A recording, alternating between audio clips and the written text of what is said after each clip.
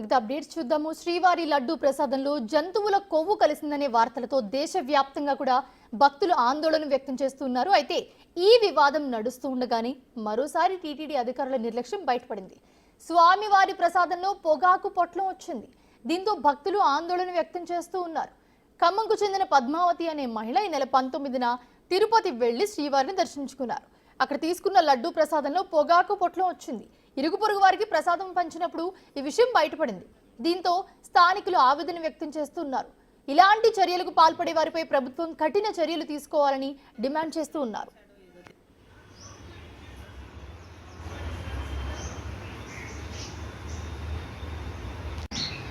మేము 19వ తారీఖు తిరుపతి వెళ్ళాం పద్మావతికి. 20వ తారీఖు దర్శనం చేసుకున్నాం. నైట్ తెల్లవారుజామున 3ంటికి ఇంటికి వచ్చామండి. పొద్దున లడ్డు స్నానం చేసి లడ్డు తీసి మా బాబుని పెడదామని చూస్తే ఇందులో నవిలి పెట్టిన పొగాకు ఉన్నదండి, పొట్లం కట్టి.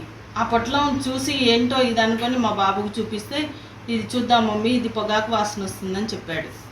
అంత గొప్ప దేవుడి దగ్గర ఇలాంటివి జరగడం కరెక్ట్ కాదు కదండి.